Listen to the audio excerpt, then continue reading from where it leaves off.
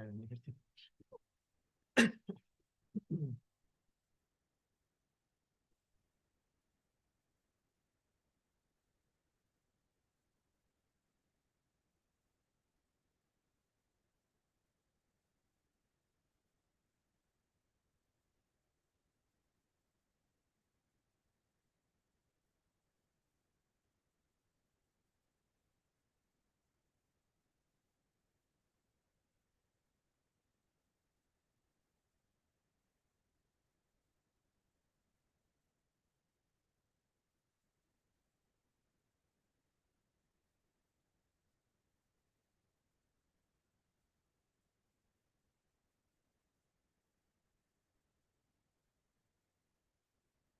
the meeting to order, 5 p.m. Please stand for the flag salute. Right hand over your heart, begin. I pledge allegiance to the flag of the United States of America and to the republic for which it stands, one nation, under God, indivisible, with liberty and justice for all. Thank you.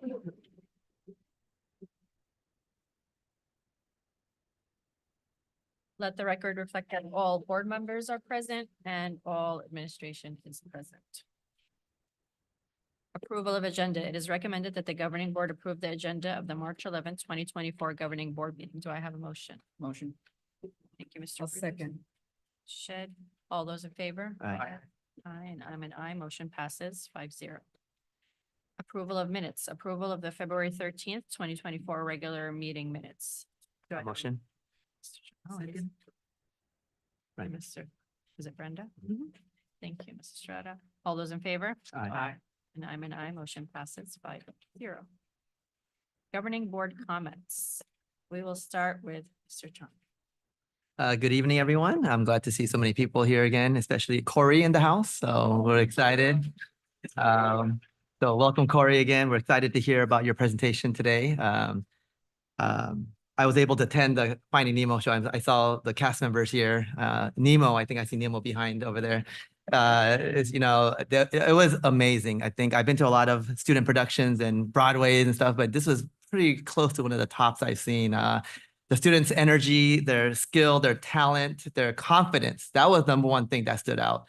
Sometimes you're on a show, people are shy, they're not afraid, but everyone from the sea turtle to the main leads, they were on point and energetic, and the cast design was great. The costume set design was great. The parents were awesome. They're cheering. They were like totally into it. So I just want to give kudos to an awesome show that we were exposed to. I brought my little nephew who's not ready for school yet, and my sister, and like my sister was kind of tearing, like, "Oh, this world, there's good in this world," she said. And my nephew, who's like barely a preschooler, was like, "Can I go again? Can I go again?" Like, so students, you guys were amazing. You were like, you brought down the house. So I just want to give you kudos.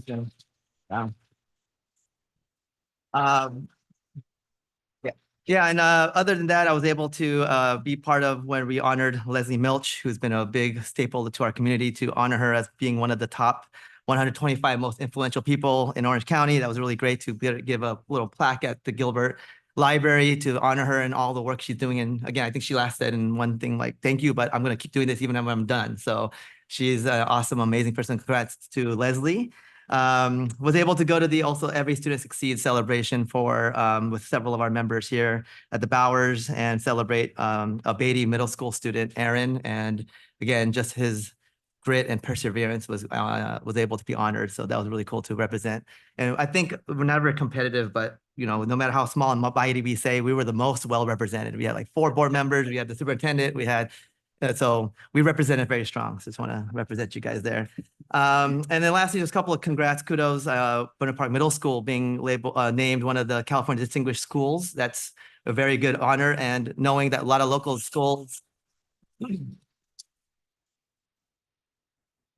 districts in the area didn't even get one. And for us to have the middle school finally be honored for the work they've been putting in and all the dedication they've done as a staff and as a school and the community, that was really really amazing that they got that. And then also Ms. Huerta from Whitaker, she was named one of the top 10 teachers from OC Parent Magazine, which was really awesome too. And she puts a lot of heart and love into her program and what she's been doing so far. So that was really great. And so, again, I'm just excited for the presentation. I think there might be a glimpse of another show, encore possibly, who knows? So I'm excited for that, but that was my report for today. Shed. Thank you. Well, I'm excited to see Corey in the house. I love Corey, which I shouldn't be partial, but you know, when you have a child that's there for 7 years, you just can't help but feel connected and attached, right? On 215, I was able to participate in the ambassadors program where our students of promise had their kickoff, and it was wonderful to see the excitement, the enthusiasm too of the students as they were working on developing their leadership skills. And then in the afternoon, I went to, actually it was mid-morning because it was a police appreciation brunch. And I was able to see, you know, some of the officers who really kept our community safe. And so I appreciated that, you know, there was recognition for those who've gone above and beyond duty. And so that was a good thing to participate in. On 220, I went to Corey's play, Finding Nemo, and I couldn't stop smiling. It was just so much fun. You know, it was, you felt effervescent, you know, it was just exciting. It never slowed down. It was fantastic. And then on 229, I went to Buena Park Middle School's barbecue, and they had, the students were presenting their electives. And I wouldn't say elections because we have this election talk lately, but the students were presenting their electives. And there was one student in particular who was there doing the robotics promotion, and all the sixth graders were there from the different feeder schools. And he was making sure that as many participated as wanted to. And he just kept bringing out more equipment for them to, they had built, not the sixth graders, but the kids at Buena Park Middle School had built robots, and they were making them so that they could interact with one another. And so they had the little Game Boy controllers. Thank you. My kids are way past that, but anyway, yeah, they had those. And they, you know, as more kids were coming in, and they were looking like, wow, you know, he said, oh, do you want to play? And he went and got another set for them to play with. And it was just exciting, the things that they were advertising that night. And of course, the Femineers and just so many things were there that night. And they had live music. Oh my gosh. I don't want to drown it out, but I mean, drag it on, but they had 2 hours of live entertainment, you know, the choir, the band, the xylophones, the drum line. I mean, it was amazing what they gave us that night, and they were cooking food on the spot. It was great. And I was able to participate in the Leslie Milch recognition, and she has done so much for our district and our families. I mean, even I saw, you know, I taught in Centralia district for many years, and I saw some of my Centralia families at the park coming to see Mrs. Mulch. So it was gratifying to see that too. And then on Read Across America, I was able to read in a couple classrooms at Gilbert, and that was fun. And then on 3-8, I went to Every Student Succeeding, like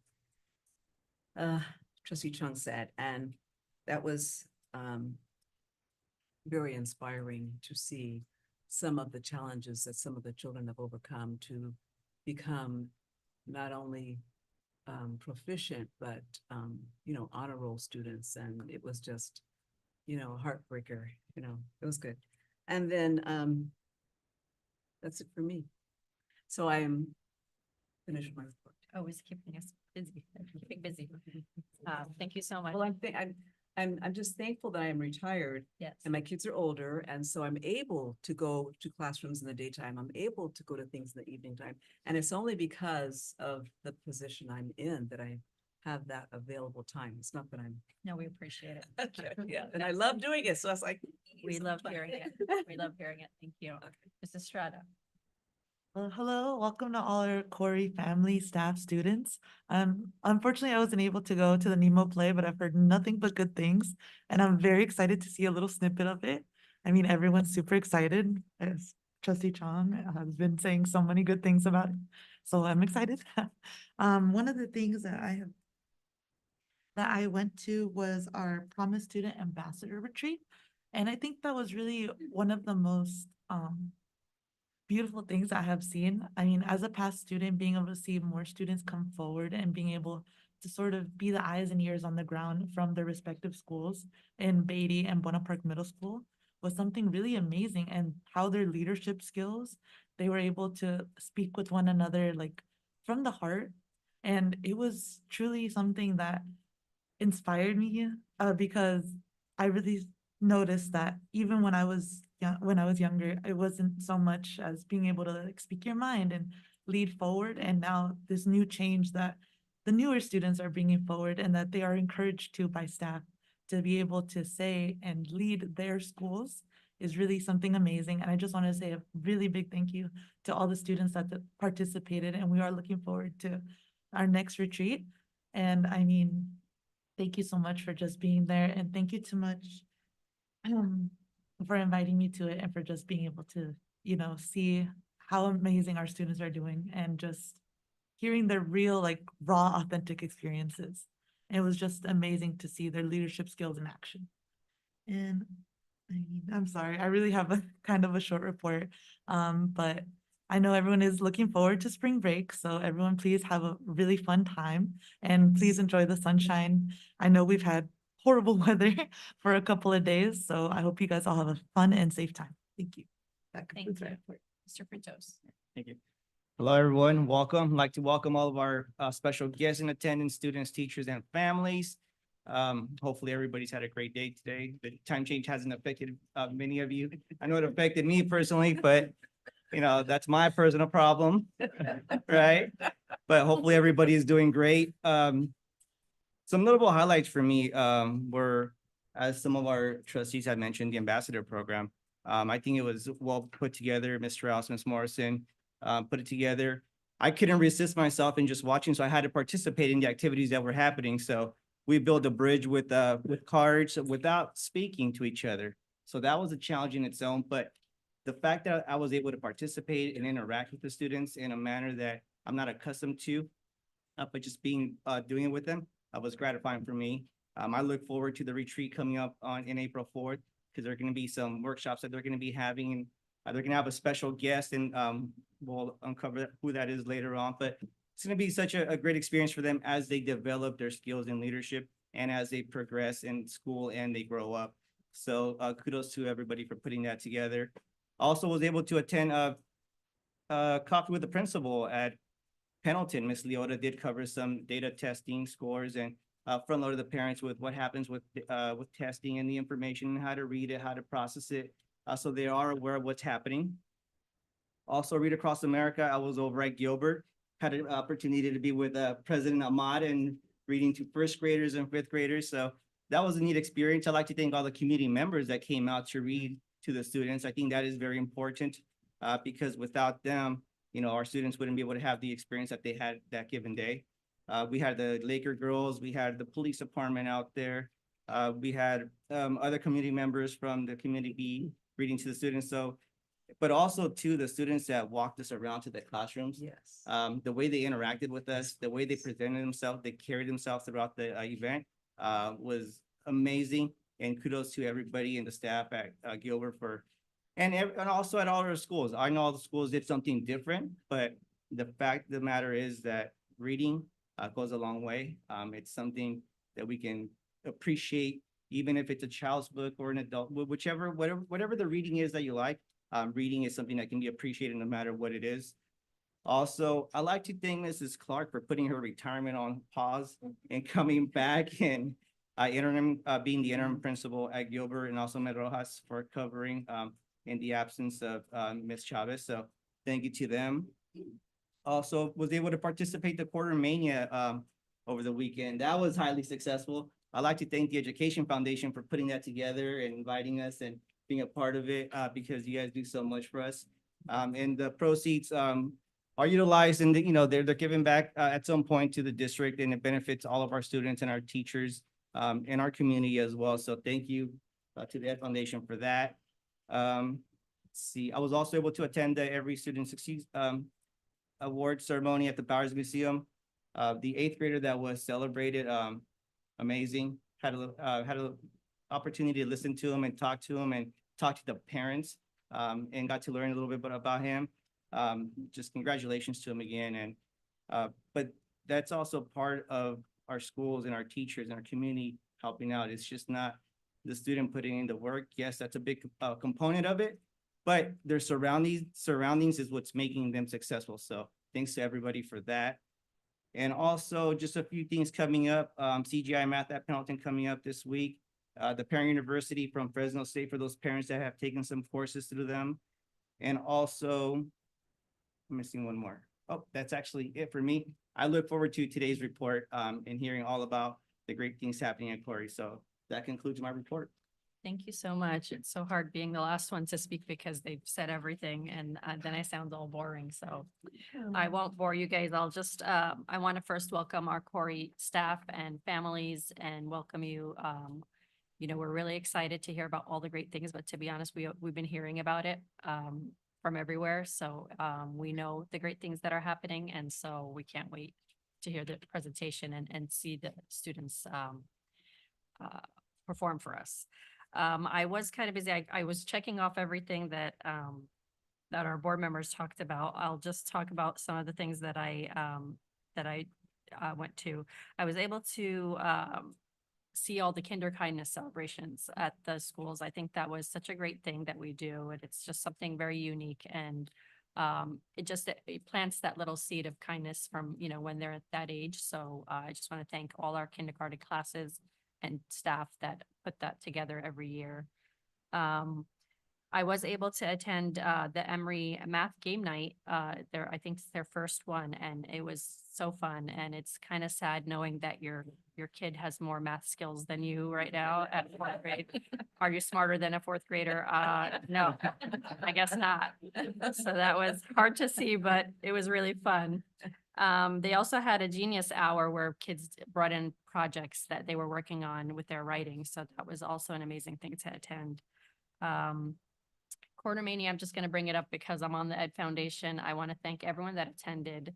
I feel like it was a Buena Park School District reunion. It was really fun to see a lot of faces. It was, everyone kind of had a good time, good food. It was just a feel-good event. So I want to thank everyone that supported. We were able to raise funds, and all those funds actually go back to the classrooms. So that's the best part of that.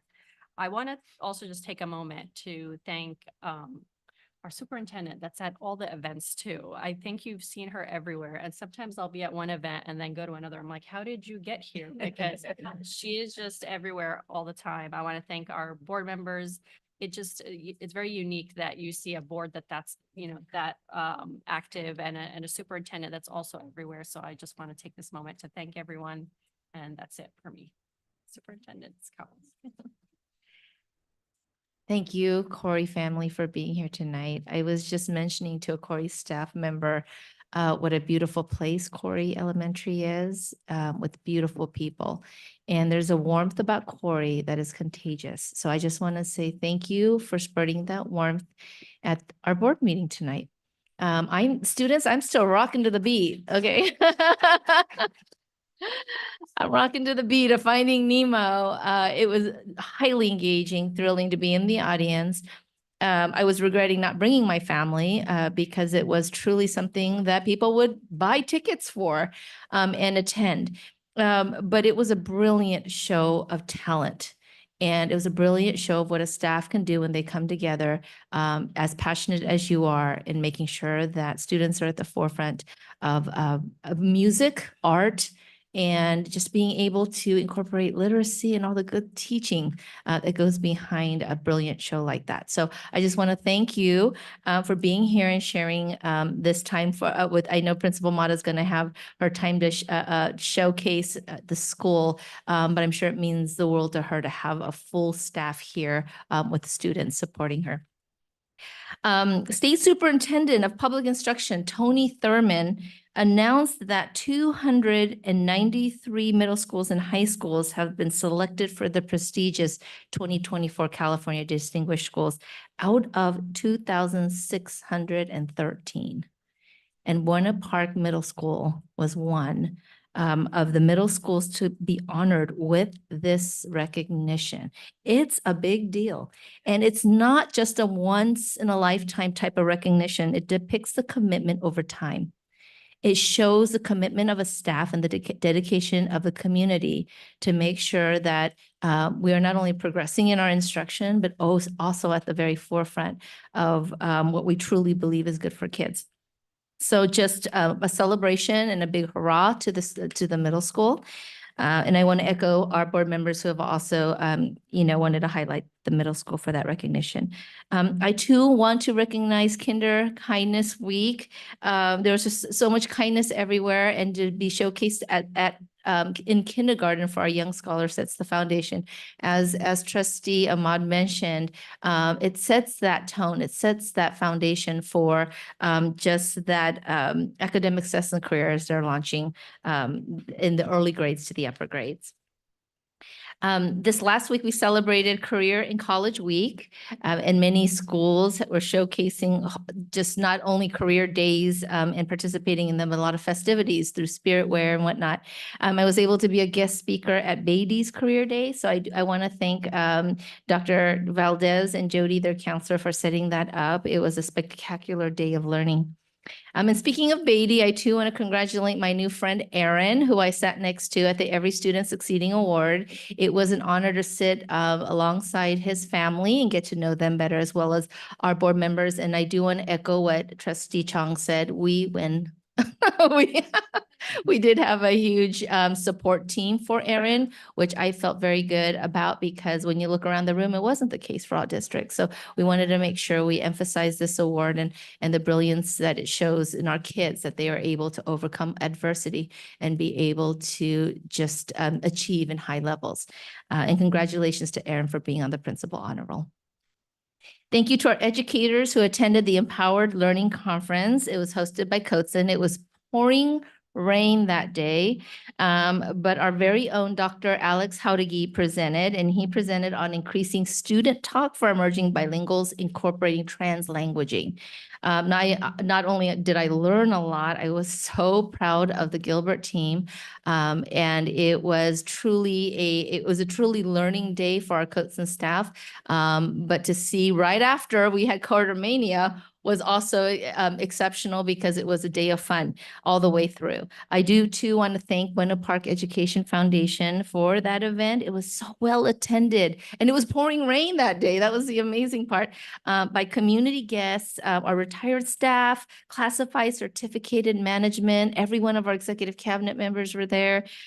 We had a great day of fun.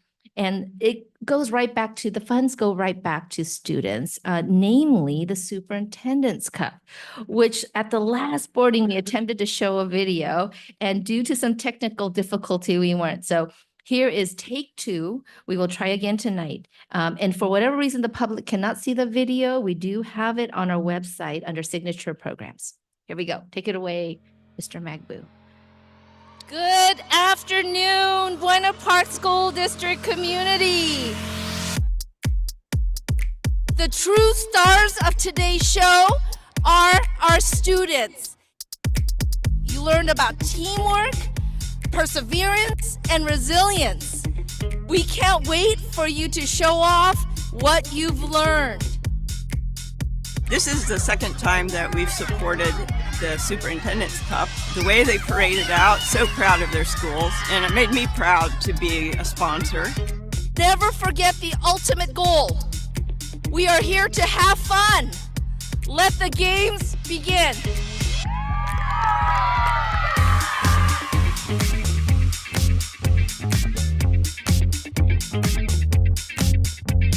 What I look forward to is really just, it's such a great community event. And so, as you see, our section is very loud and large. This type of outdoor exercise is really good for the kids. And since I know they've been training ever since the beginning of the school year, what could be better, right? They had almost 3 months of practice before this day actually came. They worked them. I mean, I was at some of those practices, and our coaches are just doing a great job with these kids. The other thing that this really does is it increases our attendance because the kids know you want to be on the soccer team, you gotta be at school. You have to be here to practice with your team. It is our hope when we put together a large event like this that we create memories of a lifetime. Against Gilbert, I thought that was the hardest. I love everybody on my team, and I think they're pretty good. When they announced Corey, everybody froze for a second and then started jumping all over. Of course, I was gonna win. This event is about hard work and running a lot. Exercising. You'll see me here next year.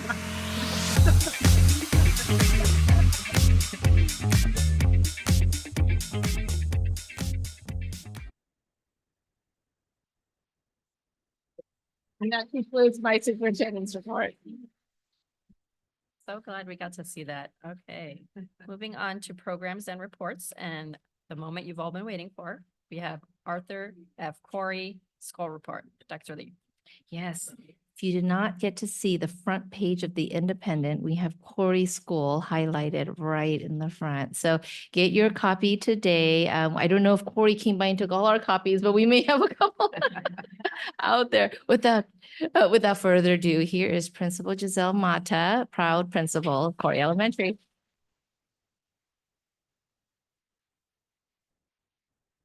We are actually ordering about 80 copies of all of our So before I begin, I am incredibly humbled at the sight of our great turnout this evening. And please note that none of what I'm about to present today is possible without our parent support, our incredible teachers, our staff, and our students. So from the bottom of my heart, thank you very, very much.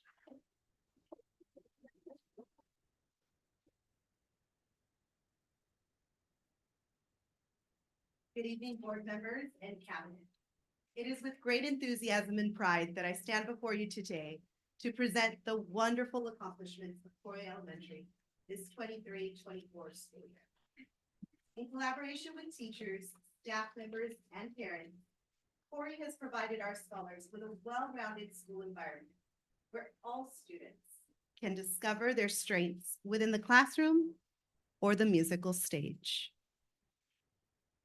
And now, Mr. Magbu, if you can kindly flip the next slide.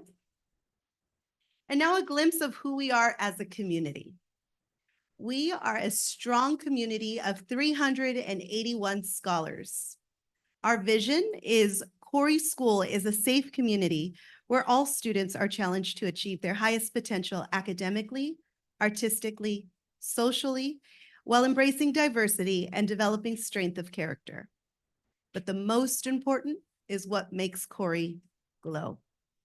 We are a full inclusion program that spotlights students' talents through our VAPA program and our partnership with Segerstrom Performing Arts Center, the Los Angeles Lakers, and of course, the Dodgers. And at this moment, I'd like to invite Ms. Tina Nguyen, our Math Academy teacher, who will be sharing some fun facts about our school. Good evening. I will be sharing some fun facts about our school, which you may or may not know, unless you are Miss Lisa Earhart, our longest serving teacher at Corey. She joined our teaching staff in 1993. Following our longest serving teacher at Corey, we have our very own Miss Bridget Hager, who is the longest serving teacher in our district. She served the Buena Park School District for 30 plus years. Another fun fact is that our VAPA program is celebrating its 6th year this year, which you'll be able to hear a little bit more and experience it in a little bit. Did you know that our original mascot at Corey was Corey Sings? up until 1993, when the teaching staff came together and decided to vote on Corey Cougars, which is what we remain now. Arthur F. Corey was named, I'm on my tippy toes here. Arthur F. Corey was named after a former BPSD superintendent who served in 1930 through 1935. Corey School was built in 1963. Our campus spans over 10 acres. Another fun fact, and our last fun fact here, is in 1999, school lunch was only $1.25.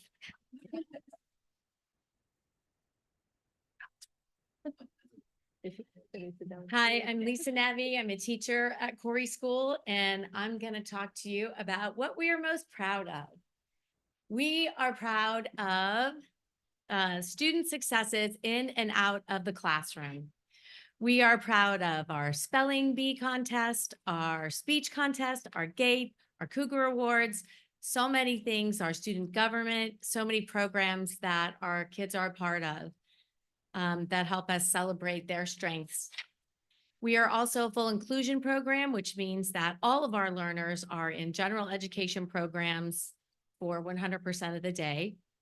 We have our Spirit Squad, which is our student government, very active on campus. They have events each month. And we also have our fabulous Friday morning greeting, where we have kids that stand out front and yell Happy Friday as everybody comes into work. So clearly our favorite day. We have a lot of family engagement. We have events. We have a fabulous PTA. We have a wonderful VAPA program, choir, the play, our band, a holiday program. We also had a fabulous career day, creating a college and career-bound culture on campus. And we have fabulous teachers and students and staff that all work together to make us super proud.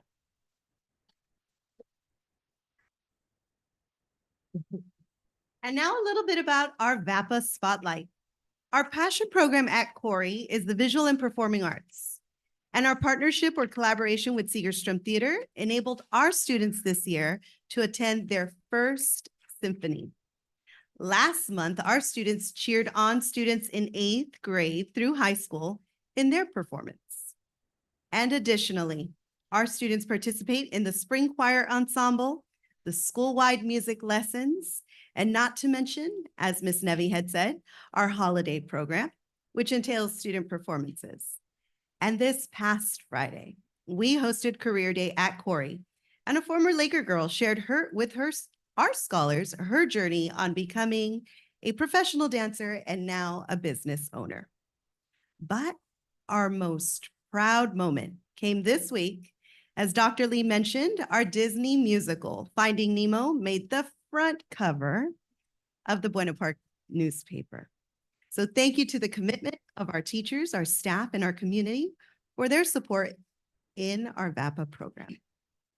And now at this moment, a little bit of gold, which is our student performers.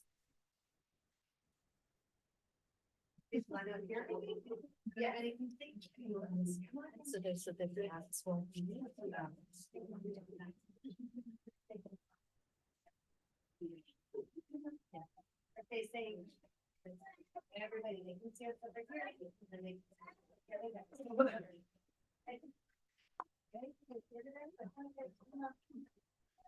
I'll be over here. You guys all see me over here? And we're not ample. You guys get away from the wall, please. One step forward. Thank you. All right, I'm gonna, hopefully this will. Okay, are we ready? Here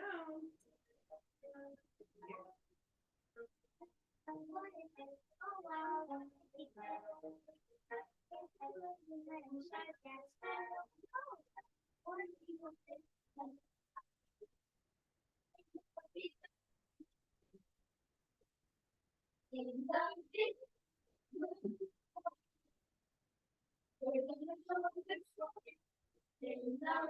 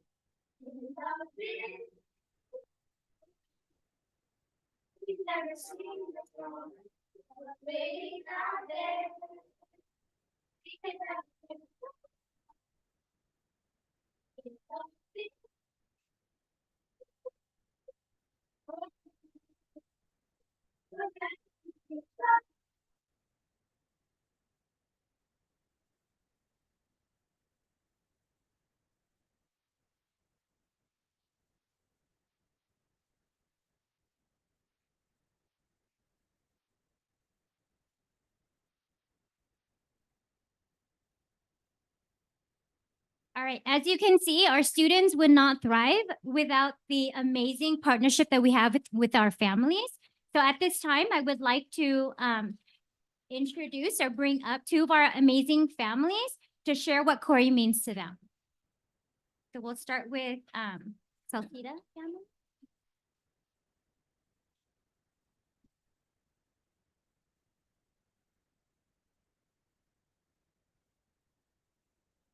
Thank you so much. My name is Mark Salcedo. This is my wife, Katie, and these are my two young scholars, Luke and Tori.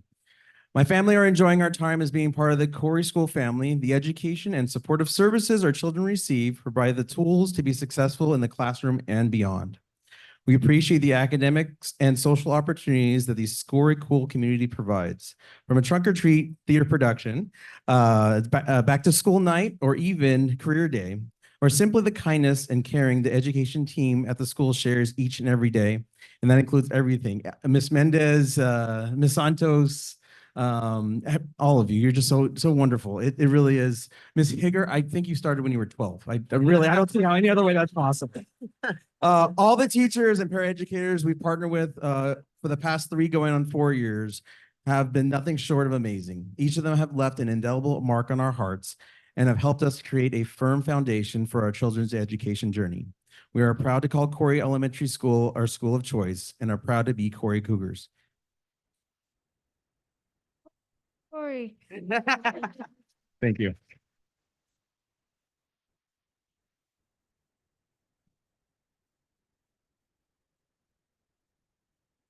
Next, I would like to invite the Horowitz family. Good evening, everybody. I'm Jennifer Horowitz, and this is my son, Ren Horowitz. Mr. Horowitz is at work right now, helping save lives out there. So he couldn't be with us, but I'm going to take you on a short journey of our time at Corey Elementary and what it meant to us via our perspective. So we started in Corey when Ren was in kindergarten with the lovely Miss Biner, who absolutely opened Ren's eyes to the wonderful world of reading and making school super exciting and fun to be at.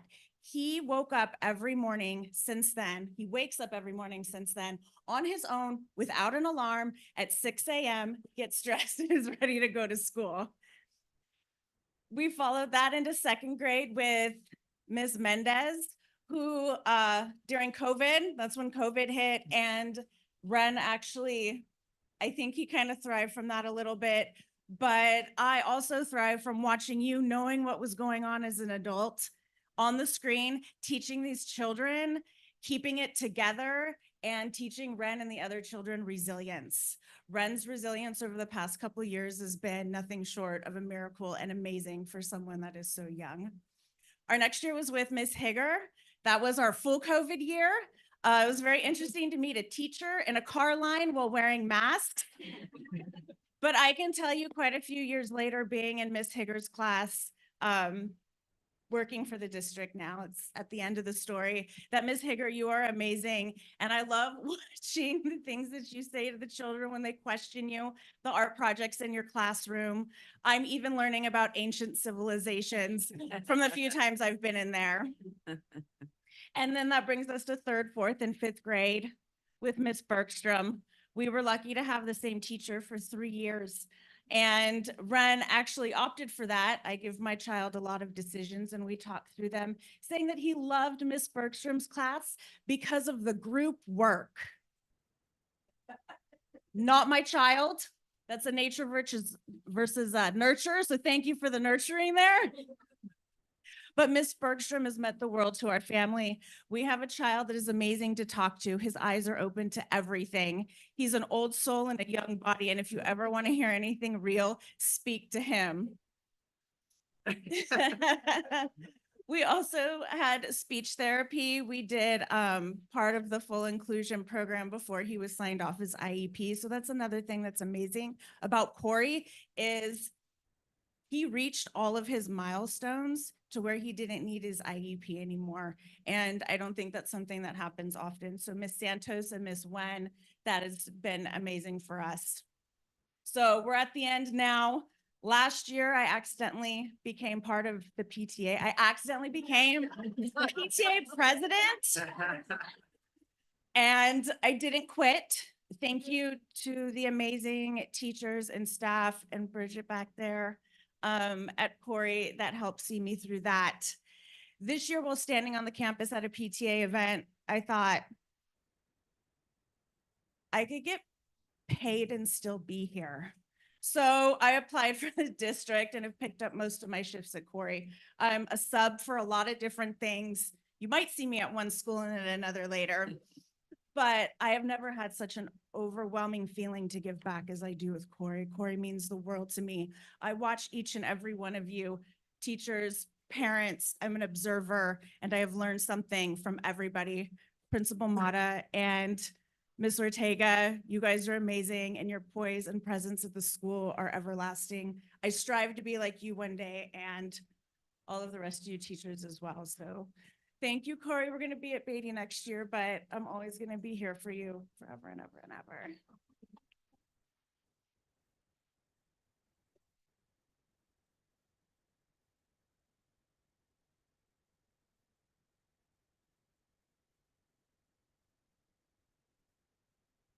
Thank you all. That was wonderful. On the tails of that, we have fabulous families, and something else that makes Corey successful and amazing is all of the community partnerships that we have that support our student work. We have, of course, our wonderful Corey PTA. We have partnerships with the LA Dodgers, the LA Lakers, Segerstrom Performing Arts, who helps us with our Disney musicals. So our partnership with Disney as well. We also partner with a lot of local organizations like the Buena Park Library, the Buena Park Police Department, the Orange County Fire Authority, and Black Bear Diner, and a number of restaurants that help us with our student awards for our Cougar Awards that we do throughout the year. We're so blessed and grateful to have the support of our community because it helps us build strong, confident, and well-rounded scholars that can transform our future. So we're very thankful, grateful for partnership.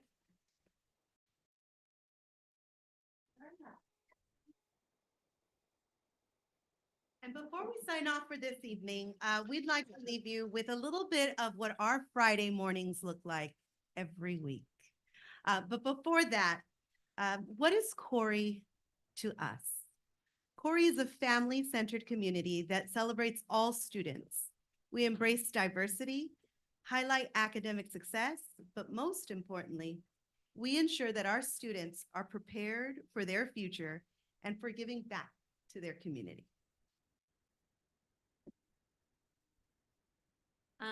What I would like to leave our audience with tonight about Corey is that while I am not the longest working employee at Corey School, I am close. So in all the years that I've worked at Corey, visitors come and time again, they say, there's just a feeling at Corey School. And it's just a special feeling. And they say when you walk on campus, you can feel the welcome, you can feel the inclusion. We feel that you can, the feeling of students loving learning and of a staff that loves to work there. It's a happy place with happy people.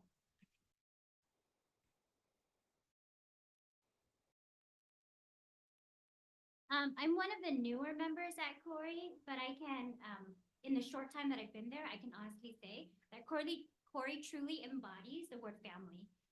Because when you have a community where every single member is invested in a common goal of ensuring that every single scholar has the best school experience and the best academic experience, it becomes a pretty fabulous community to be a part of.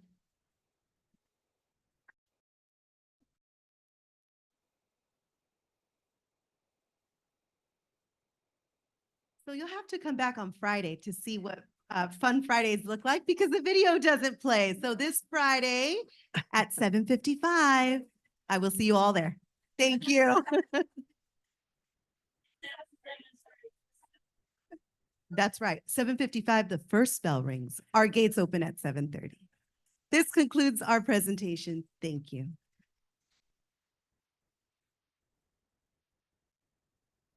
I just want to add a comment, follow-up. I don't know many people know, but I started my teaching career 21 years ago as a student teacher at Corey with Miss Hale. What you guys shared today resonates 21 years ago. So you know what's real when it spans a test of time. So community, safe, belonging, inclusion were all the words that I saw as a early, eager 21-year-old, 22-year-old teacher, aspiring teacher. And so I just want to give a lot of love and shout out to Corey because when I became a board member, I never thought like I would cross paths back into where I first started. So I just want to give a lot of kudos to the Corey community and the staff because a lot of the members dedicate what they do and it's very evident. So you can put a dog and pony show sometimes. You can like try to fake it till you make it. But what Corey says and does is real. So I just want to echo those sentiments because coming back as a board member, it's the same story that I seen the first days I started. So I just want to give you guys a lot of kudos.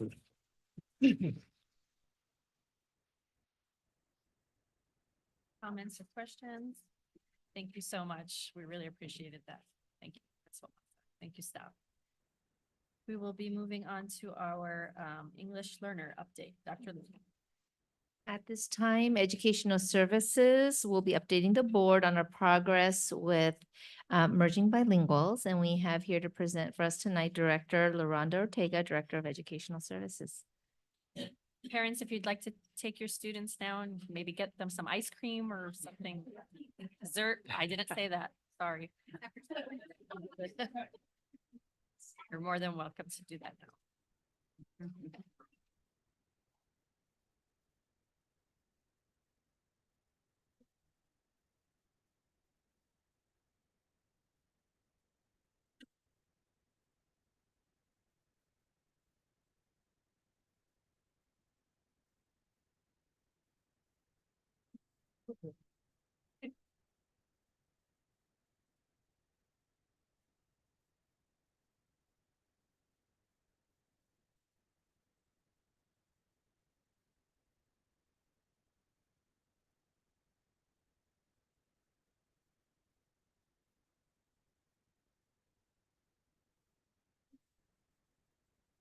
All right. Good evening, Board President Ahmad, Board of Trustees, Dr. Lee, and Executive Cabinet. Tonight's presentation will show the progress of our English learner students in Buena Park School District.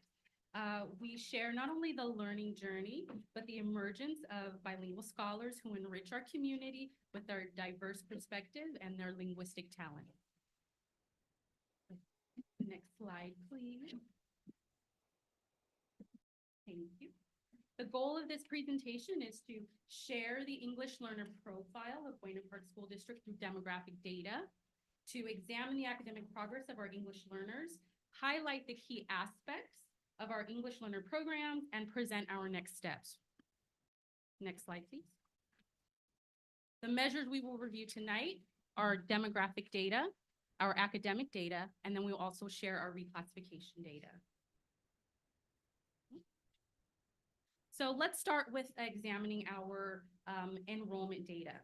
Of the 3,966 students, 1,256 or 32% of students are English learners in our district. This is a decrease of 2.9% enrollment from year prior.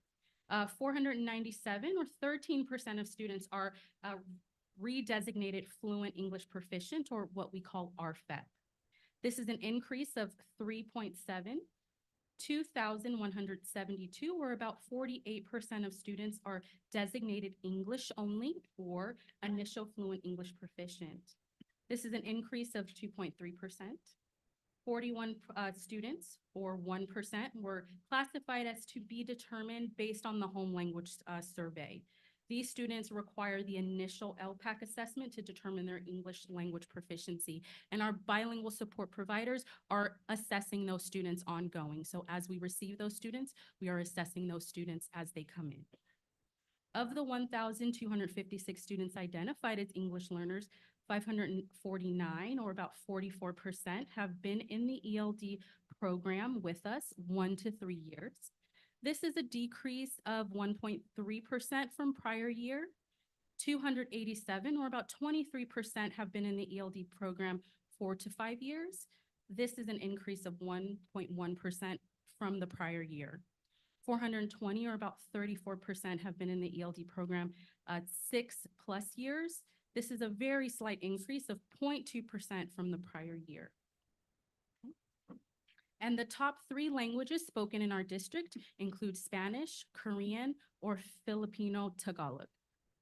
Next slide, please. Okay. To provide a more comprehensive understanding of our English learner enrollment, this slide illustrates the declining trend in EL enrollment from 2013 to 2023, highlighting changes over the past decade. Next slide, please. And exploring further into the demographic details, here on this slide, we see a breakdown of English learner by site and also by grade level, offering a clearer picture of the distribution. Next slide, please. Our English learners have many gifts and talents, in addition to the gift of multilingualism. Here we have additional data about our English learner students, understanding their unique needs, the unique needs of our English learner students from additional lenses, gives us insight into their strengths and gives us insight into the resources and enrichments and support services that we can provide to best meet their needs. Some things that we can highlight is the number of EL students who are also identified as GATE, the number of EL students who also are in honors courses, as well as the number of English learners who are also identified as LTELs or at risk of LTELs. So this is additional data that we dive deeply into that help us provide support services for the unique needs of our English learners. Okay. Now let's examine the progress of our English learners across various areas. First, we will look at the progress of our English learners are making relative to the English language. The graph on the left are spring 2023 LPAC assessment results. Of the English learners assessed, 20.4% of our English learners demonstrated a level 4 or well-developed proficiency. This is a key milestone for students to reach, as it is the first criteria a student has to meet to begin the reclassification process. 36.2% earned a level 3 or moderately developed score. We hope to see ELs in this group earn a 4 this year on their LPAC, which will move them closer to reclassification.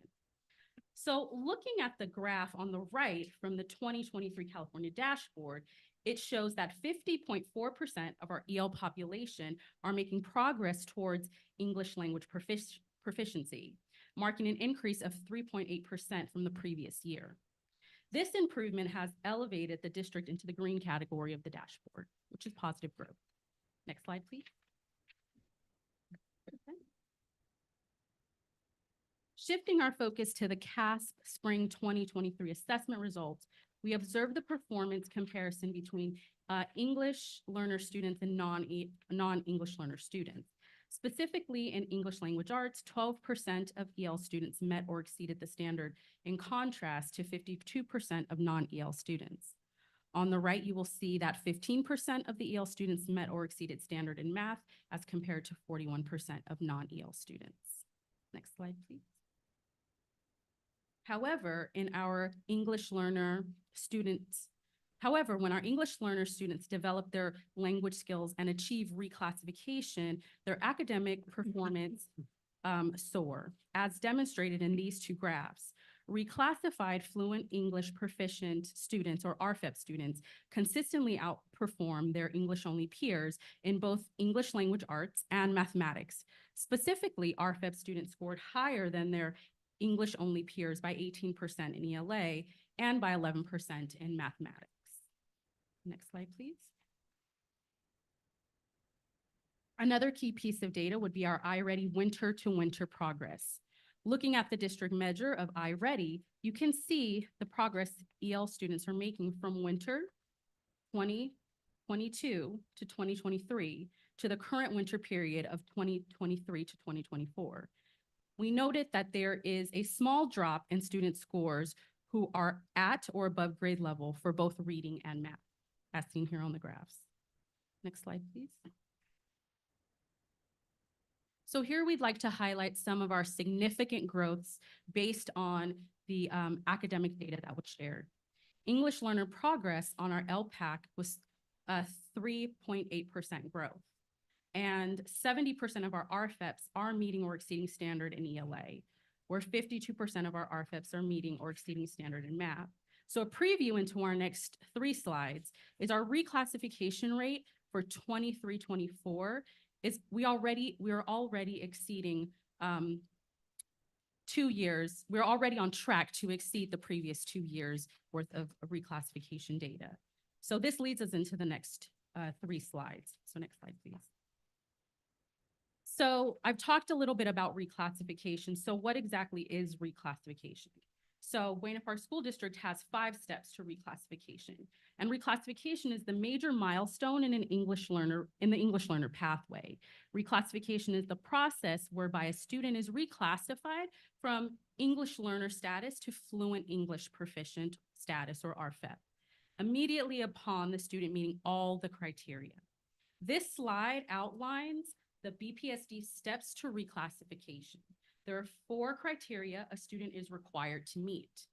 So first, they must acquire a score of 4 on the summative LPAC or 3 on the summative alternative LPAC. Next, teacher provides input to English learner progress in the classroom. New for the 24-25 school year is the OPTEL, from which is a state-adopted evaluative tool to assist teachers in evaluating the student progress. The next step is consulting with parents and seeking their input into reclassification. And lastly is to review how an English learner is performing in relation to their English-only peers. If a student meets all 4 criteria, they are reclassified and monitored for the next 4 years. So this slide shows the trends in student reclassification over the past 4 years within Buena Park School District. For the 23-24 academic year, we have already reclassified 130 students during the fall cycle, positioning us to surpass the previous year's total of 141 reclassifications. So that is a bright spot and an area of significant growth, and that's why I added it to that slide. Okay, next slide, please. examining students who successfully reclassified during, this slide examines the students who successfully reclassified during the 22-23 academic year. The graph on the left displays the distribution of reclassified students across different different grade levels. For example, there are 32 eighth grade students who reclassified, and you can see that on the graph. Turning to the graph to your right, you'll observe the duration students spent in the English Learner Program before they reclassified. The bar with the star is noteworthy as it represents students who reclassified after spending 6 or more years in the EL program. Those students are identified as what we call long-term English learners.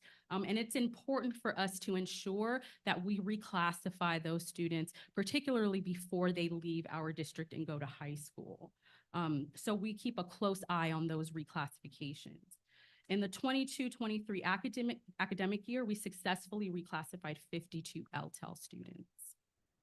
Okay. So this leads us to our program highlights.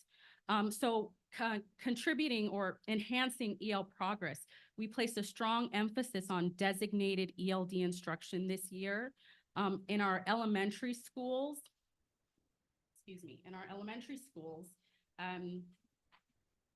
we continue to support the implementation of our core adopted designated ELD curriculum, Language Power, complemented by site-directed and selected professional development models. These models supported by the Office of Curriculum Instruction focused on targeted language instruction. For middle school this year, we've established Middle School ELD Community of Practice. This community of practice has engaged in 4 sessions of a 5-part professional learning series. Each session being informed by student data, teacher feedback, and evidence-based practices. Collaboratively, we focused on proficient use of the core adopted designated ELD materials, English 3D, targeted vocabulary development, co-planning and co-teach lesson models, and shared best practices. Next slide, please.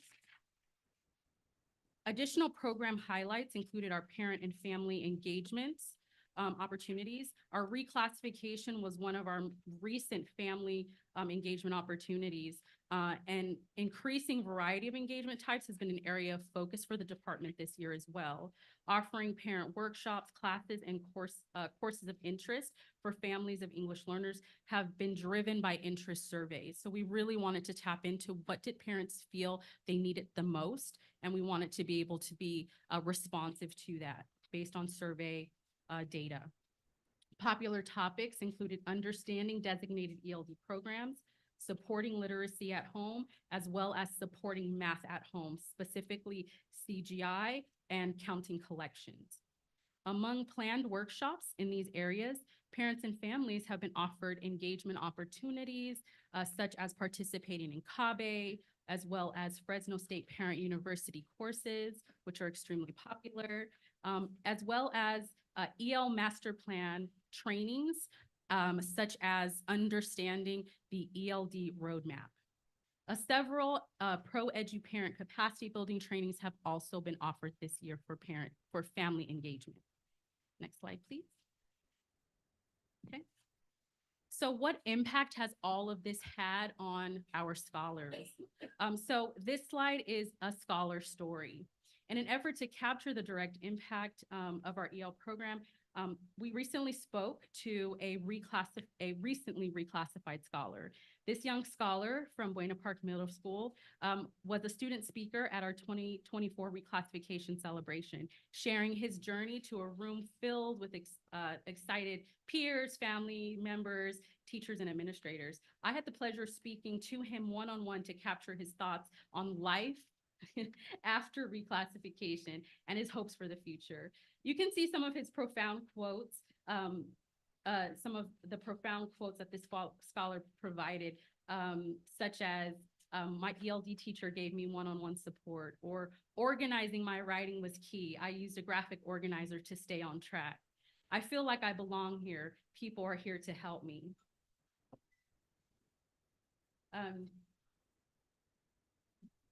But one of the most profound quotes that this scholar provided was one was a reflection, was a statement where he said, if I were to come back to my community when I grow up, I would tell kids that it's not impossible to live your dreams. Even if you are in ELD, you can do whatever you put your mind to. The power in this young scholar, the power in this young scholar statement affirms what we are doing is working, but also inspires our next steps. Next slide, please. So what are exactly our next steps? Our next steps are to focus on the receptive and the expressive domains in the standards for English language development to maximize our strength in this area. So focus on reading and writing in ELD, strengthen our integrated ELD instructional practices, strengthen our designated ELD instructional practices are key. Supporting our instructional staff with focused professional learning in decomposing the LPAC so that we can understand what is being expected of our students, while in doing so by implementing professional learning series and then establishing additional resources for students and staff. Next slide, please. Thank you. Any questions? Comments or questions? A comment, actually. I love how you had this young man speak at the celebration so that other kids could hear the journey and how it is to go through and complete it. I also love the CASP assessment where you have, once that they are redesignated, that they outdo English only students. I mean, that's something also that needs to be promoted so that the families, you know, can understand what an opportunity that presents for their kids. And I noticed that the iReady winter to winter progress on page 12 is showing a slight dip. I'm wondering, was that also true for the English only kids in iReady? I know this is the EL report and it wasn't part of everything. That's a question I have in my mind. Absolutely. I can definitely, Dr. Lee, get you that information and then we can share it with the board so that it can be accurate and we can make that comparison for you. And we can present it in the weekly report this Okay, yeah, upcoming that's Friday. fine. That's fine. Thank you. I just want to say thank you. I'm actually an ELD student. It was called ESL though at the time that I was at school. So I remember being pulled out of class and feeling so special because that's how my teacher made me feel. You know, it wasn't like something, you know, but definitely know how important it is and how it's helped me, you know, get back into the classroom. And it wasn't called reclassification. It was just, you don't have to come here anymore. So we were doing amazing things, you know. Thank you so much for that report. Anyone else? Thank you. Thank you. Next up, we have our hearing session. The audience members may request to address the board on an item on or off the agenda per board bylaw 9323. Individual speakers shall be allowed 3 minutes to address the governing board on each agenda or non-agenda item. The board limits the total time for public input on each item to 20 minutes. The total time allowed for public comment shall be 30 minutes. Audience members wishing to address the board during the hearing session of the agenda should fill out a request to address the governing board form and turn it into the executive assistant prior to the board holding the hearing session. And we have two requests. Jill Buchanan.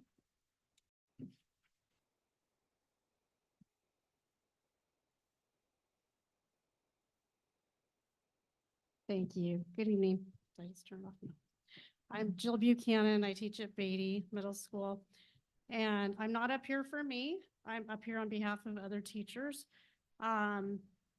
Think about things that we're satisfied with, things that we do a good job on and we want to feel appreciated for.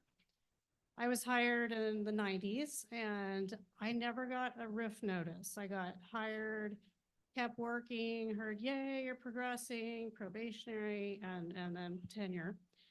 And we have a protocol in our district that I find very unfortunate, and that is teachers getting RIF notices that I'm not necessarily seeing a legitimate reason for. I think that a lot of us can understand that if there's truly a question as to We may or may not have enrollment such that, you know, this particular teacher may have a job the next year. I think everybody could understand that. But what I've observed over the last years is that teachers generally, if you're a newer teacher, there's your RIF notice. So they've got to go to the post office, they've got to pick that up, certified letter, and it feels kind of like a subpoena. People feel kind of bullied, put down by that. We put our blood, sweat, and tears into our jobs.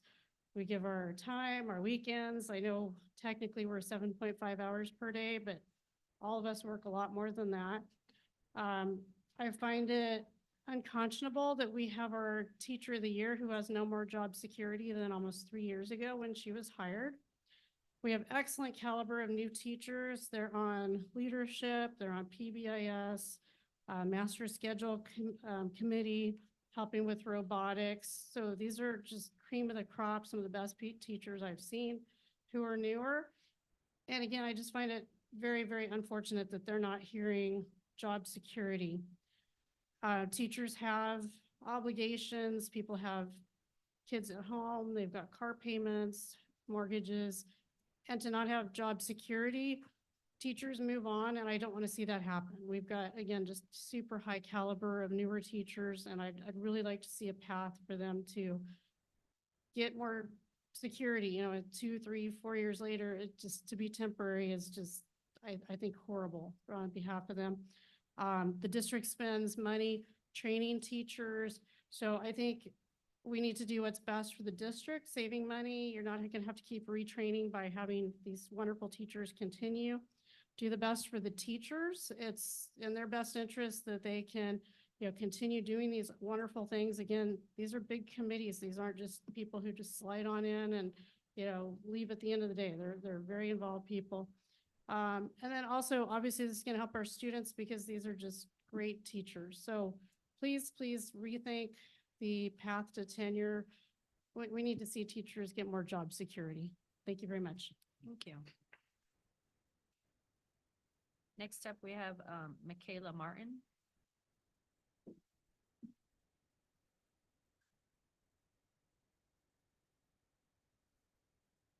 Good evening, members of the board. My name is Michaela Martin, and I serve as the Policy and Government Affairs Manager for First 5 Orange County. First 5 Orange County is dedicated to improving the well-being of young children and families. We were established 25 years ago when the voters approved a portion of tobacco taxes to be specific to programs focused on children 0 to 5. First 5 Orange County is a public agency that is responsible for local funding and support of children and families using these funding. I'm here tonight to thank you as you vote to accept funding from First 5 Orange County. We're incredibly grateful for your continued partnership in this work. As we enter the 24th year of working with each of Orange County's 25 school districts that have a kindergarten population, our partnerships have yielded significant impacts on early learning initiatives within all of these districts. So I just wanted to share a couple highlights of some of this kindergarten readiness initiative that's being funded across the county. We have to date reached over 23,000 families with early learning supports.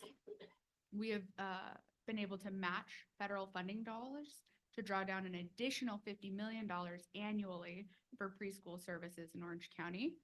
And our early developmental index, which I'm not sure how familiar you are with it, but every year we come out with a Conditions of Children report that has a number of metrics that come directly from our kindergarten class. Every school district that has a kindergarten population implements that across Orange County. We're the only county in the country that has 100% participation for EDI data, which is pretty significant. Again, I want to thank you all, and I would like to thank Mary Beckelheimer, who works with our staff and consultants to implement these programs. And again, thank you. I'm sorry, I don't know why I'm nervous tonight. I swear it's daylight savings time. Like my head, like I haven't slept well. Like I'm like, what is happening? I've done like 5 of these. It's been fine, and now I'm just like all over the place. But thank you for your time and your continued partnership, and for contributing to making a lasting difference in the lives of young children and families across Orange County. Thank you. Thank you.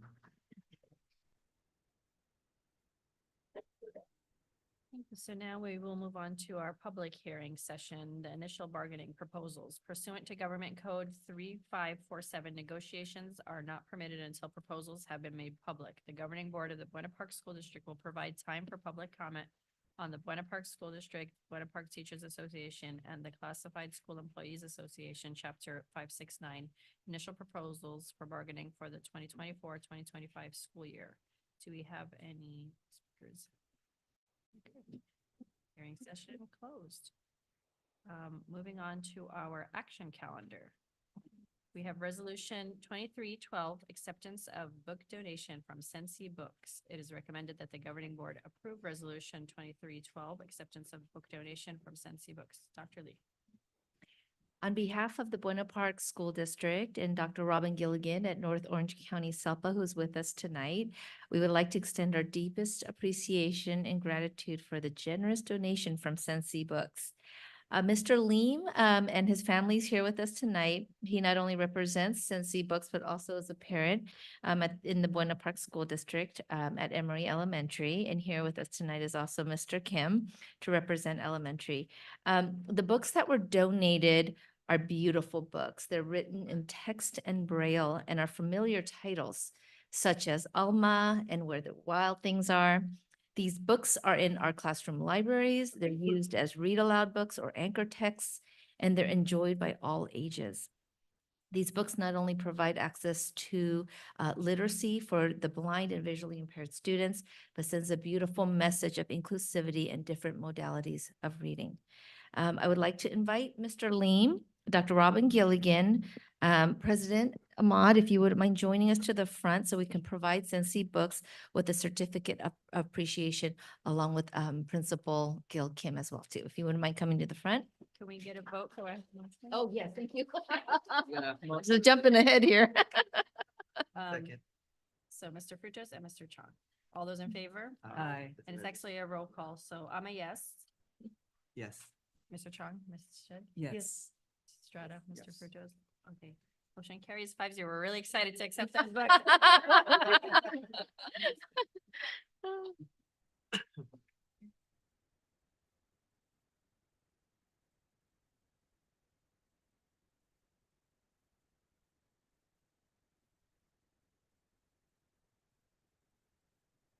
We have two certificates of recognition. One is to Sensi Books, and this is presented to Mr. Leem on behalf of Sensi Books.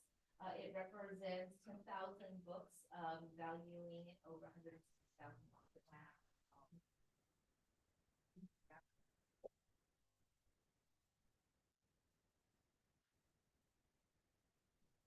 For Mr. Leem himself, for the countless hours he has spent corresponding with the district, he wanted to not only gift these books so that they can enter the classrooms in the hands of kids, but he has also a personal story behind why he does what he does. So we're not only very touched by this donation, we're very moved by his movement in providing inclusivity to literacy. So with this, we want to recommend you, Mr. Leem.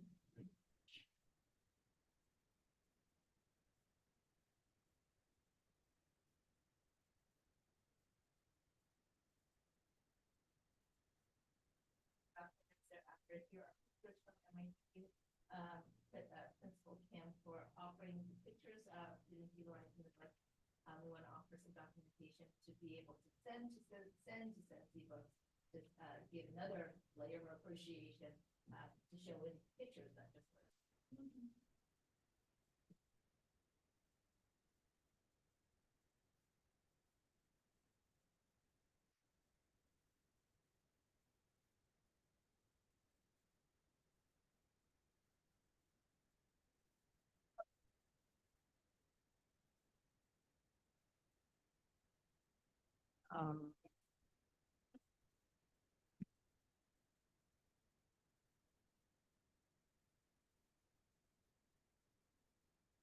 Thank you again for that donation. I know that I've seen those books. They are just beautiful books, and I'm just so glad that our kids get to read them. Moving on to our approval of the FCI SD 5-03 agreement from the Children and Families Commission of Orange County. It is recommended that the governing board approve the FCI SD 5-03 agreement from the Children and Families Commission of Orange County. Dr. Lee. Yes, the Children and Families Commission of Orange County has collaborated with the Buena Park School District for over 15 years. And during this long collaboration, the commission has provided funds to the district to support school readiness, health, and developmental services and programs for children 0 through 5 years old. I'd like to make a motion. I'll second. Thank you. All those in favor? Aye. I'm an aye. Any discussion? Motion passes 5-0. Next, we have item C, approval of resolution 2313 National Library Week. Wow, this is perfect with our new books. It is recommended that our governing board approve the resolution 2313 National Library Week. Dr. Lee. Yes. National Library Week is April 7th through 13th and is a time to celebrate our nation's libraries. We extend our heartfelt gratitude to our library media technicians whose dedication and skill in supporting a world of knowledge and technology makes our libraries centers of learning and discovery. Their dedication and expertise in managing our resources greatly enrich our learning environment. Do I have a motion? Motion. Mr. Burgos. Ms. Estrada. It's a roll call, so I will, Mr. Burgos. Yes. Ms. Estrada. Yes. Ms. Shea. Yes. I'm a yes. Yes. Motion passes 5-0. Authorization to solicit requests for proposals for the Expanded Learning Opportunities Program. It is recommended that the governing board authorize staff to solicit requests for proposal for the Expanded Learning Opportunities Program, the ELOP. Dr. Lee. Yes, Assembly Bill 130 established the Expanded Learning Opportunities Program, or ELOP. ELOP provides funding for comprehensive expanded learning opportunities for transitional kindergarten through 6th grade. Expanded learning means before school, after school, summer, and intercession learning programs that focus on developing the academic, social, emotional, and physical needs and interests of pupils through hands-on engaging learning experiences, both in order to comply with procurement requirements in an effort to provide the highest quality ELOP. We would like to request interested organizations to respond to their proposals to serve our district students as an ELOP provider in designing, planning, administrating, and operating effective high-quality programs for the 24-25 academic school year. Through the request for proposal, or RFP process, our district will gather and review organizations' qualifications to ensure the capacity to align the ELOP funding requirements and support our district goals. Do I have a motion? Motion. Second. Strong and Ms. Shedd. Any discussion? All those in favor? Aye. No, motion passes 5-0. Item E, approval of the 2024-2025, is it considered, extended school year, ESY, and Expanded Learning Opportunities Program, ELOP Summer Intercession. It is recommended that the governing board approve the 2024 extended school year and Expanded Learning Opportunities Program Summer Intercession. Dr. Lee. Yes, the Educational Services Department has designed continuous summer learning for all students, including intervention for general education students and extended school year, or ESY, for students with disabilities, with written IEP documenting the necessity of an extended year participation. As by federal and state statutes, extended year services shall be provided for students with exceptional needs who, based on their unique needs and limited recruitment capacity, require special education and related services. In addition to ESY Summer School Academy, the ELOP Summer Intercession offers academic intervention and enrichment opportunities designed to develop academic, social, emotional, and physical needs. Do I have a motion? Motion. Mr. Gutierrez. Second. Ms. Estrada. Any discussion? All those in favor? Aye. And I'm an aye. Motion passes 5-0. Next, we have the approval of the 2023-2024 second interim budget report. It is recommended that the governing board approve the 2023-2024 second interim report with a positive certification. Positive certification indicates that the district will be able to meet its financial obligations for the current and subsequent 2 fiscal years. Dr. Lee. Yes, pursuant to Ed Code 42130, the governing board is required to certify within 45 days of the close of a period ending January 31st that the district will be able to meet its financial obligations for the budget year and 2 subsequent years. The second interim report updates the district's board-approved general funds budget with the most current information available. The following report is presented for your approval as an action item, and the board report has been reviewed in accordance with the State Board of Education's criteria and standards.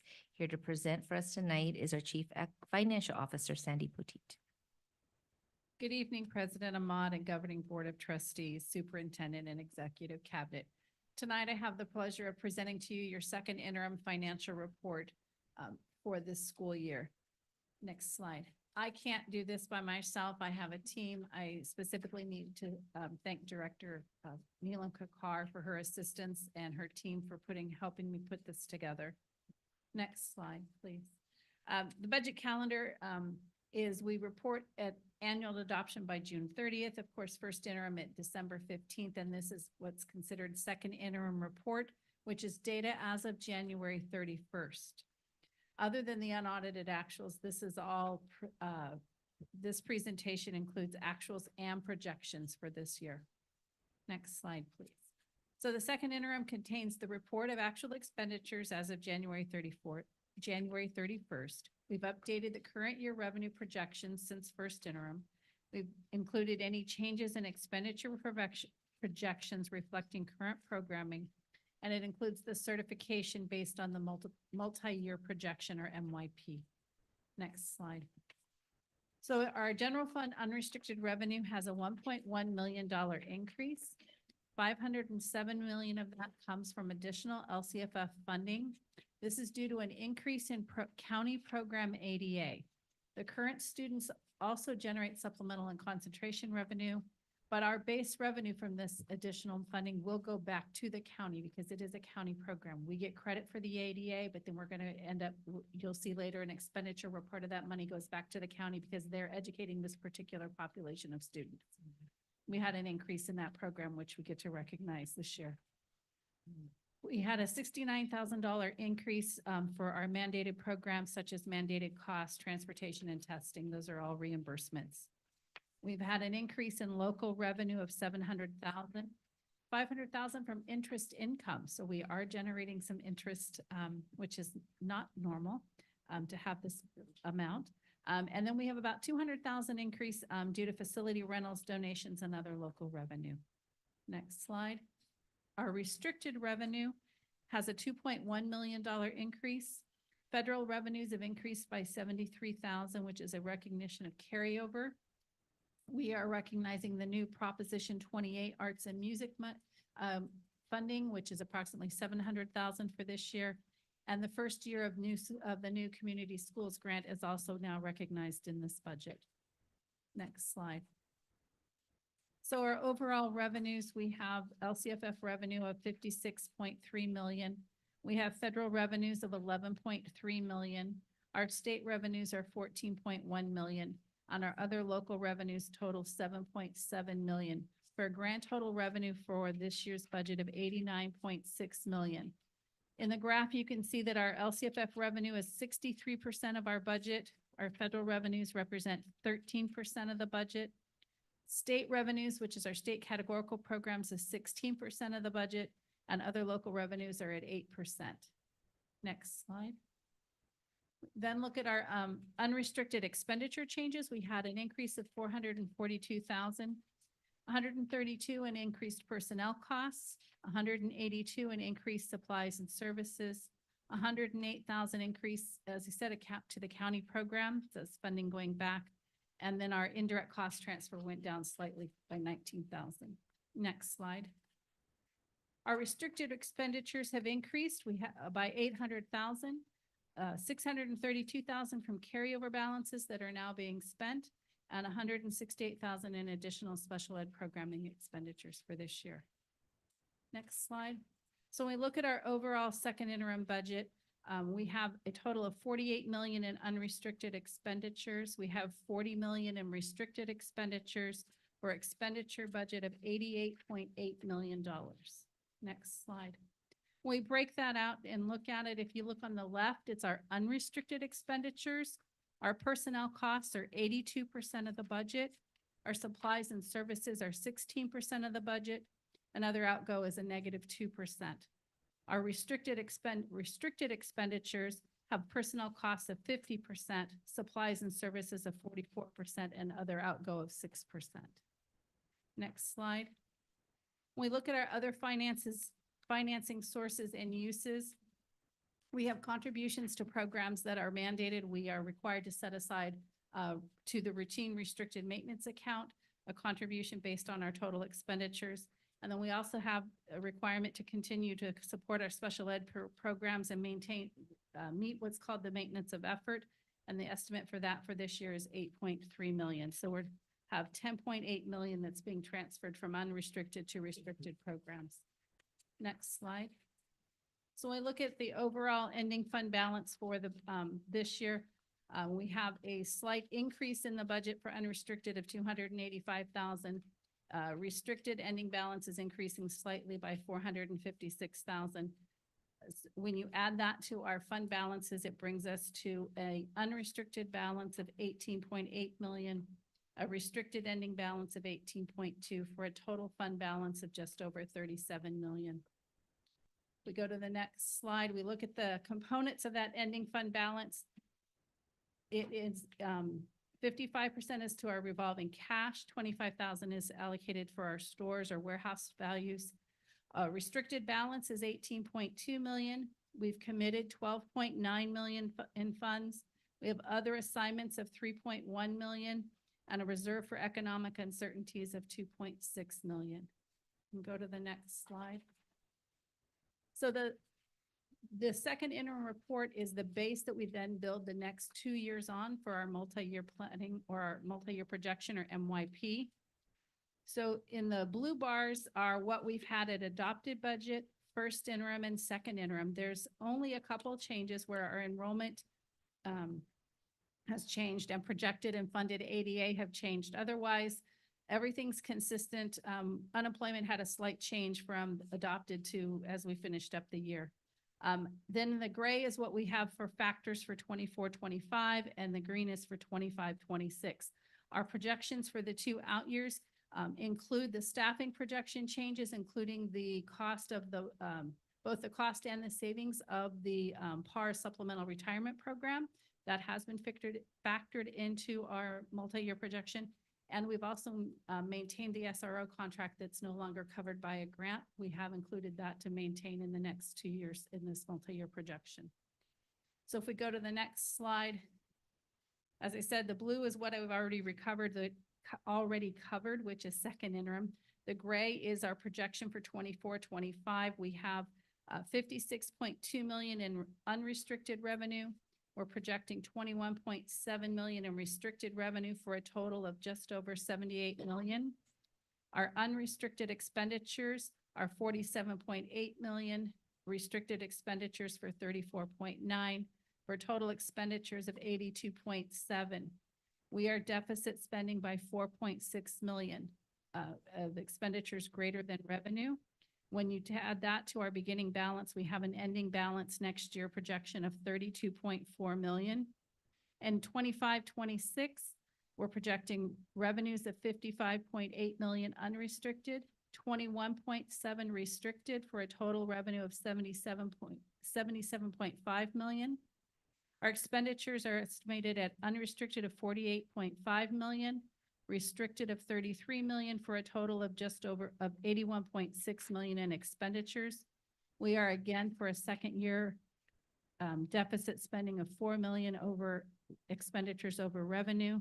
When added to the beginning balance, that takes us to an ending balance of 28.3 million in 25-26. We could go to the next slide. When we look at our ending balance for this year in the current year, 23-24, our reserve percentage is at 21.24% of total expenditures.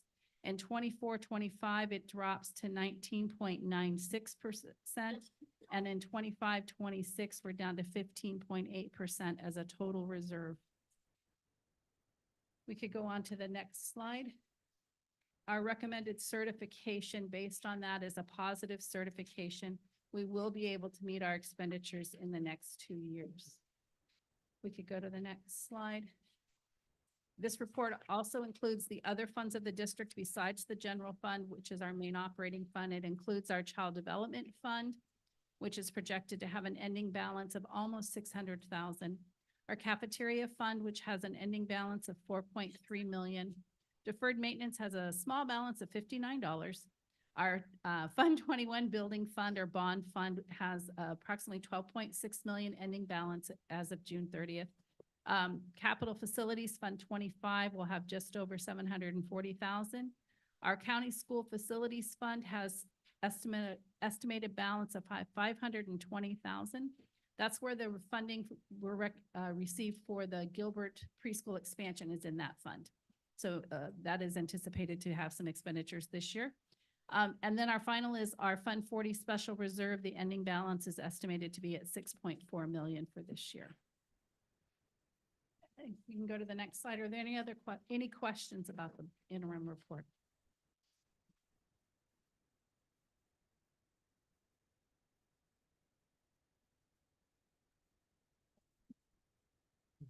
Thank you so much. I'm sorry. We have Ms. Shed. I'm sorry. You said that there was a grant that, was, I don't say eliminated, but run out. Correct. Which one was that? That was the Department of Justice grant that we had, the 3-year grant that provided the SRO program. That grant just, it was only allowed for 3 years there. It doesn't exist anymore. And so we're continuing that. Correct. We're Okay. continuing that. This year, we paid for that grant for the SRO out of another grant. We funded that out of ESSER funds, but those funds end this year. So we needed to find another funding source to continue it beyond the current year. And that's where we're looking to go ahead and move that into the general fund, as that is a priority to maintain that program, that service. Yeah. All right. Thank you. Thank you so much. So we will move, do I have a motion to approve the second interim? Mr. Frutos? Second. John, all those in favor? Aye. I'm an aye, motion passes 5-0. Next, we have approval of the Buena Park School District Transportation Plan 2024-2025. It is recommended that the Buena Park School District Governing Board approve the transportation plan for the 2024-2025 school year. Dr. Lee.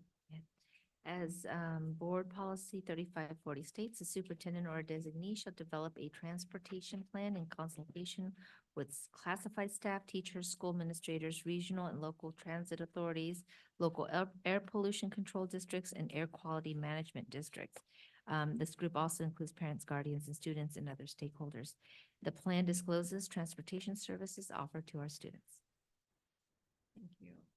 Do I have a motion? Motion. You guys are so eager today. Mr. Chong and then Jason. Ms. Shed seconded. Any discussion? No. All those in favor? Aye. Aye, and I'm an aye. Motion passes 5-0. Next, we have acceptance of the Consolidated School Safety Plans, CSSP, all schools. It is recommended that the governing board accept the CSSP plans for each district school site. Dr. Lee. Yes, said code section 32280 provides requirements for comprehensive school site safety plans. In establishing such requirements, the California legislature noted that in its intent that all California public schools, in cooperation with local law enforcement agencies and other persons who may be interested in prevention of campus crime and violence, develop a comprehensive school safety plan that addresses safety concerns identified through a systematic planning process. Do I have a motion to approve the acceptance of the CSSPs? Motion. Mrs. Estrada, Second. Mr. Frutos, any discussion? All those in favor? Aye. I'm an aye, motion passes 5-0. Next, we have approval of change orders number 1, 2, and 3 to Legion Contractors Incorporated for bid number 13, 2021 for playground equipment installation, surface padding, and turf at the elementary schools. It is recommended that the Buena Park School District Governing Board approve change orders 1, 2, and 3 for bid 13, 2021 to Legion Contractors Incorporated. Dr. Lee. Yes, on June 3rd, 2014, our community authorized Measure B in general obligation bonds to repair our 50-year-old schools, enhancing student safety, upgrading classrooms, and supporting modern learning standards. This plan includes the installation of playground equipment, surface padding, and turf at all 5 elementary school sites. Do you have a motion? I'll motion. I'll second. Ms. Shedd, Mr. Chong, all those in favor? Aye. Any discussion? Motion passes 5-0. Next, we have discussion calendar, review of board policy revisions, first reading. Dr. Lee. The 8 policies presented in the agenda have been updated to reflect the suggested legal revisions by the California School Boards Association. Okay. Next, we have our consent calendar. Unless a trustee has a question concerning a particular item and asks that it be withdrawn from the consent calendar, the items are approved at one time by the governing board. Mr. Frutos, do you have anything? Nothing for me.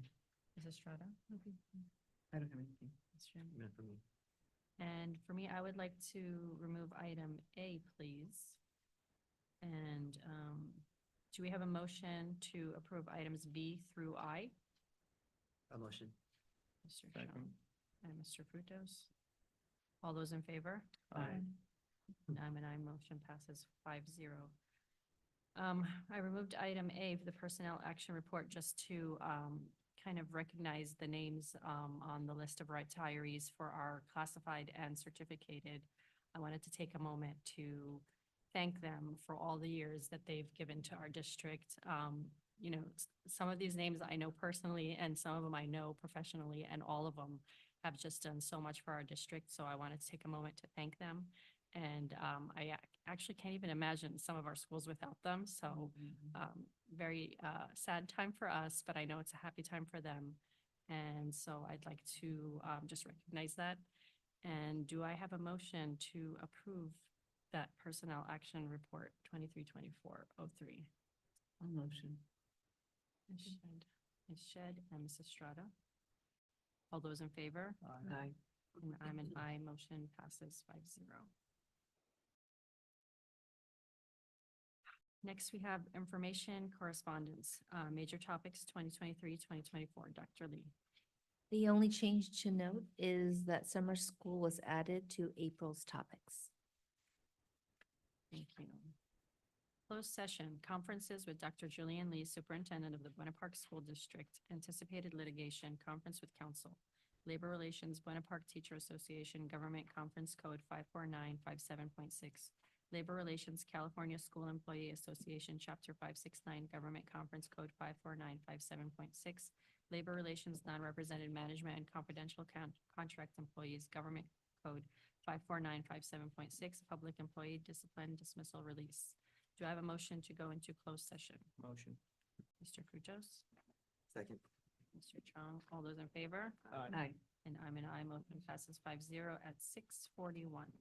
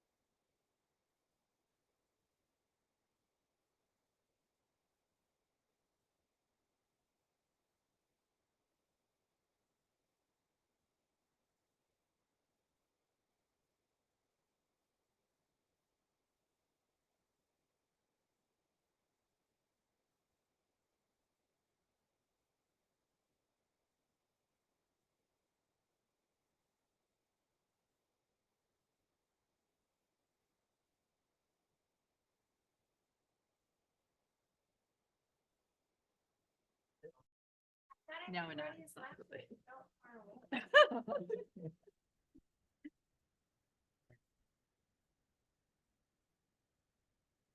Okay, do I have a motion to reconvene? Motion. Second. All those in favor? Aye. I'm an aye, motion passes 5-0 at 8:01. Reporting out of closed session, there is nothing to report today from our closed session. Adjournment, do I have a motion to adjourn? Motion. Second. All those in favor? Aye. Aye. And I'm an aye, motion passes 5-0 at 8:01. Thank you. Thank you. Good job, everyone.